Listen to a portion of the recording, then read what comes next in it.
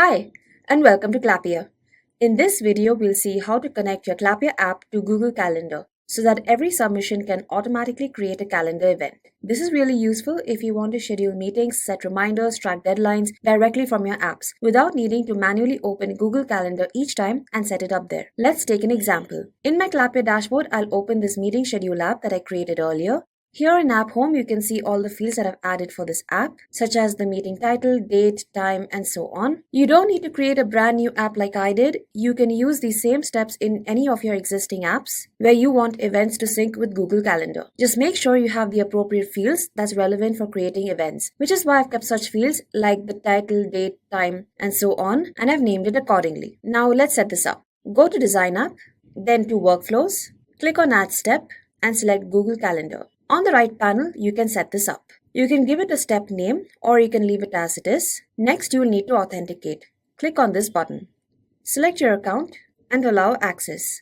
Once connected, you will see a confirmation saying connected to Google Calendar. Now we can configure the event details. You will have to either give some manual entries or you can pull in field values dynamically from submissions. I will just open up another tab so you can see the app and this workflow node together. Alright.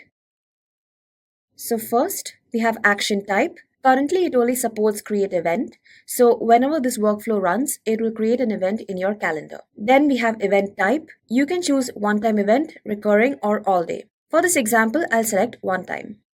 And now you'll have to map the calendar event. Like I said earlier, either you can type it in manually or pull in field values, which I will be doing. So firstly, we have event title. And in my app, I have a field called meeting title.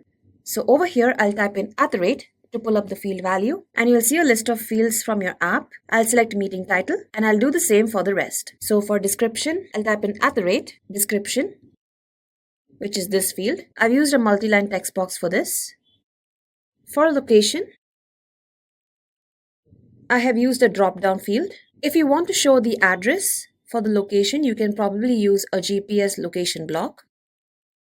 Next, for the start date, I only have one date field in my app, as you can see over here. Now, since we have start date and end date, I can use the same field, since I'm just keeping it for a short duration. So start time, and now for end date, it will be the same date field. Then we have end time, and then finally the attendees. The attendees will be in the form of an email address. So either you can use a single line text block or an email input field. So whenever a submission is made, invites will automatically be sent to those email IDs. You can also set a reminder for the event. For now, I'll keep it as no reminder. And that's it.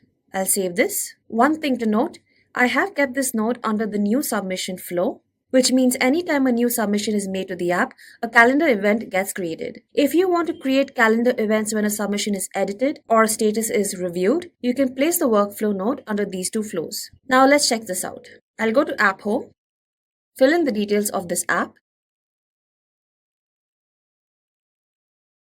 I filled in some details and now I'll click on Submit. You can view all your submissions under the Submissions tab. Click on your submission and a right-hand panel will appear where you can view all the details. Now, if I open my Google Calendar,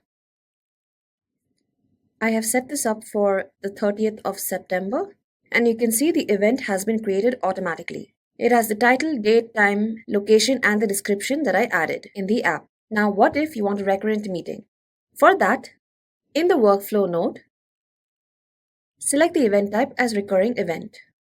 You will get an additional field to set up called the recurrence rule. Here you'll have to give the condition on how frequently you want the event to be set up. There is a default value already shown here so that you know how to give the condition. You can enter something like the frequency is weekly and count will be 3 times to create a weekly recurring meeting for 3 weeks. I'll save this and I'll make another submission in App Home. I'll save this and check out the calendar. Since I've given the 1st of October, the event is set up and since it's a recurrent event, so it should show up for 3 weeks. So on the 8th and on the 15th. And there are no more events. This will also work on the mobile app. If you haven't downloaded the app already, you can do so either on Play Store or App Store. And the moment you create your app, it'll be live and ready to use over there as well.